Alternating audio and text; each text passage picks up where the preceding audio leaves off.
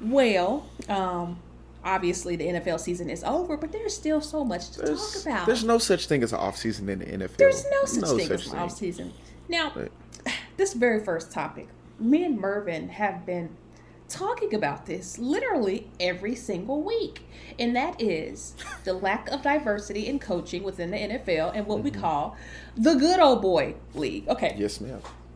now let's dive into this first issue real quick You know what? because Hold on, Ashley. I'm sorry. We definitely chose violence today. We have we chosen definitely violence. did. We have chosen violence. I just want to put I'm that looking at out. these I'm just topics. thought about We for it. We sure, have chosen violence today. Come on, let's we go. have for sure chosen violence. Okay, the good old boy league. Urban Meyer, he is the new coach of the Jacksonville Jaguars. And Yes, he is. yeah, he chose violence with picking his. They say he was an assistant to whatever, but basically strength and conditioning coach. Basically, what this man is.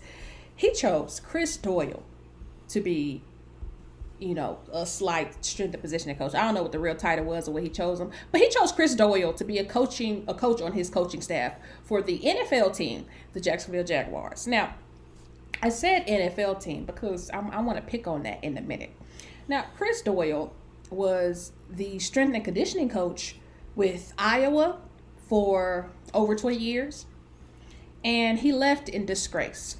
Now, how exactly did he live in disgrace? Let's get to it, and then we're going to get to how he was still offered a job in the NFL because of the good old boy league. So Chris Doyle left in disgrace because many of his players publicly came out and said this man was racist. Okay? They basically just came out publicly. This is not no, op-ed piece or nothing. Players came out and outwardly spoke at the fact that this man was racist. And when it came to what he did, I guess, in practice, etc., he just had racial biases. That's what they said. We were just going to say allegedly. Allegedly. But the players did come out and say it. That is a fact. Okay? So, in the world we are in today,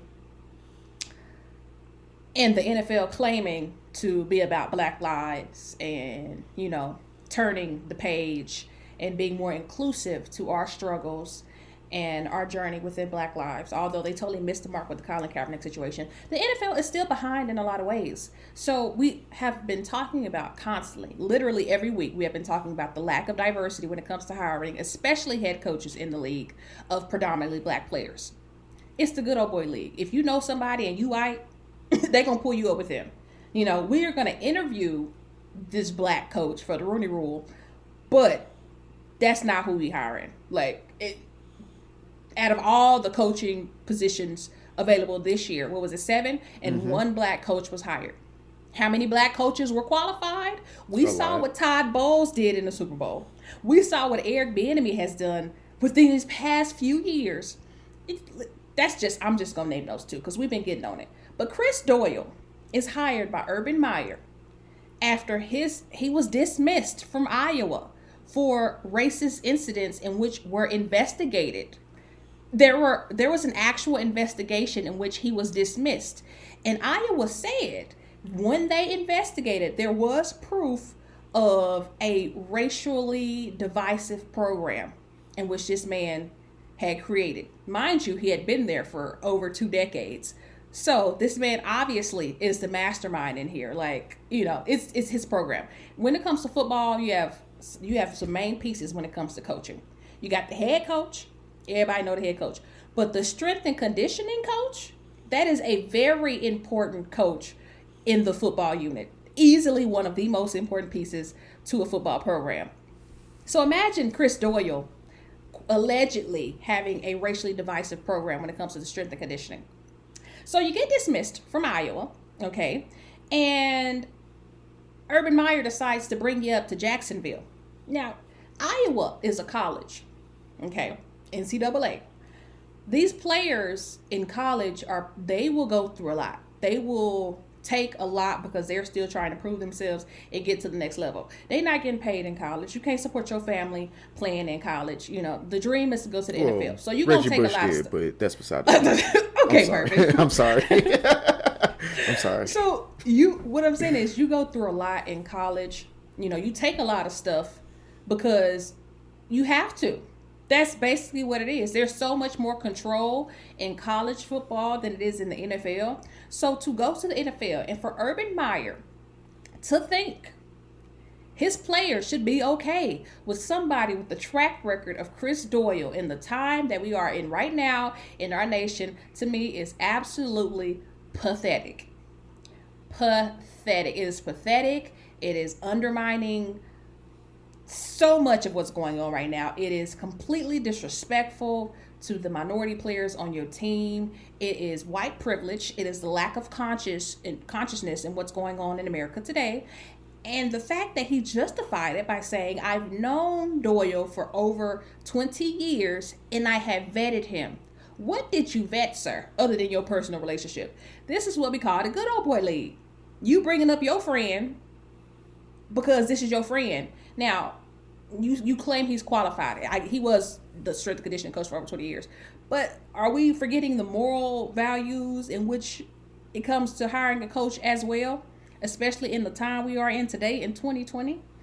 Now, before you start, Mervin, let me give y'all Urban Meyer's track record, okay, when it comes to coaches. Now, let's remember back in 2018, Urban Meyer had an assistant coach by the name of Zach Smith.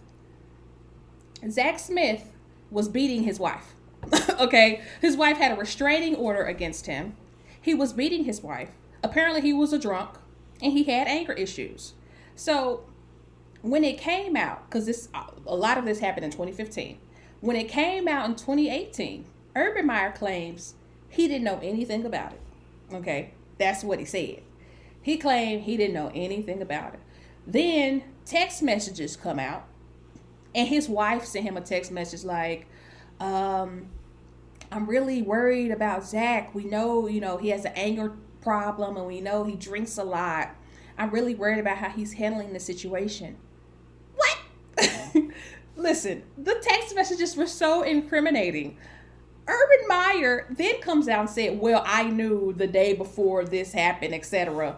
The day before this all came out, etc. Or he also said he asked somebody to investigate. And that person said they didn't find anything with the domestic violence. You knew. And you knew. The NCAA knew you knew. So they suspended you for the beginning of the 2018 season. So you go from that in 2018. Pause. And Urban Meyer, this is definition of white privilege because he was able to retire with his good name. He was able to get a job as an analyst. And now he is a head coach in the league and literally did the same mistake he did when he was the head coach of Ohio State. And Urban Meyer gets to do this because of the good old boy league. Like, we are so willing, the NFL is so willing to hire a white head coach with these past problems, and he did it again. Literally, as soon as you hired him, he is the new coach of the Jacksonville Jaguars.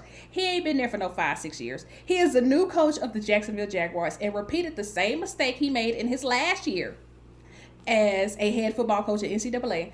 And yet, he has a job over so many qualified, outstanding citizens, black coaches in the league who need to be head coaches. Okay. Hey, look, I was just listening because you pretty much made every point I could have made. I thought I was gonna have to inject the Zach Smith stuff, and you already hit that. But I do want to hit on one point that you didn't mention, which I think bears mentioning. The NFL, as far as players are concerned, is 70% black. 70%. I did say predominantly. You did, yeah, 70% black. Okay, sorry. So I think just to kind of hit on the point you made, if you are known to have done racist stuff against known, investigated, and enough to get let go from a program you've been at for 20 years, like it takes a lot for you to get fired from somewhere you've been 20 years, especially in sports and like college football, right? Because tradition and all that stuff. So for that to happen, and you, as my head coach, Urban Meyer, want to say, yeah, I think he'll be a good fit because I've known him for 20 years. That does not look good at all. That's one. Number two, look, Ashley, you know me, I know you. We love each other to death, right? We've known each other for 8 years. I would go to bat for you if something happened. But if I know you did it, look, hey, girl, Ashley, I love you. If I'm in your town, I'll come visit you in prison. But if you did something wrong, I'm gonna let you know, and I'm not gonna just stand for it. Right. And that's part of the problem here. It's like, first of all, Urban Meyer getting a job in the NFL, I get it. Like, he's a great coach in college. He's going into a great situation in Jacksonville, #1 overall pick. They're gonna get Trevor Lawrence. You have a clean slate. You have time to figure it out, right? So that's okay. I'm okay. I'm not saying I'm not okay with him getting hired. That's whatever. But what I am saying is, as your first move that we all know about, this is what you want to do. Like, that's, come on, dude. You got to be smarter than that. You got to understand that, again, like you said, Urban Meyer has a track record of hiring some of the, well, maybe not hiring, but being okay with and backing some of his not so good, assistant coaches with the Zach Smith thing and everything else. Like, again, so much so that he got suspended before it, and he didn't even do it. So, like, it's a track record thing. It's a track record thing here. It's like, come on, man. Like, you got to be smarter than that. You knew this was a bad idea. You knew this was a bad idea, and that's why your only defense was, oh yeah, I've known him for 20 years. So what? People mess up. But they said they vetted him, and then once he resigned, then they were like, we're accepting his resignation due to the circumstances. Yeah, because you knew none of your players were gonna be okay with that, and you would have lost the whole team right there. But you're a brand new coach, though. What does this say about what's going to happen in the locker room, the chemistry between you and your players? Because if they have any woke players on that team, it's an issue. If I were on that team, it would be an issue for me. Yeah. And in fact, even though he resigned, I'd still be like, why do you think this was a good idea? Like, you know what he did. Like, this is stupid. You're 0 for 1, coach. You're 0 for 1 already, and we haven't even stepped on the field. Ain't he played a game for you. Right. You're 0 for 1. Yeah. I've said all I need to say about the Crystal Williams situation. It is just... You said all I needed to say, too. It is just an extreme... It's just so blatant how things just happen. Like, we have to be perfect. We have to be better to be equal. And yet, you got these people with so many skeleton pause. I would say skeleton in the closet. These are not in the closet. The door has opened and we see. We see them. And yet. We see them. And yet, you are still awarded some opportunities that others wouldn't be. So, Urban Meyer, it's not the way to join the team, sir. It's not the way to join the team. This is not college. This is the NFL where these are grown players. Okay. Yeah. They don't have to take your crap no more because they've made it. Exactly.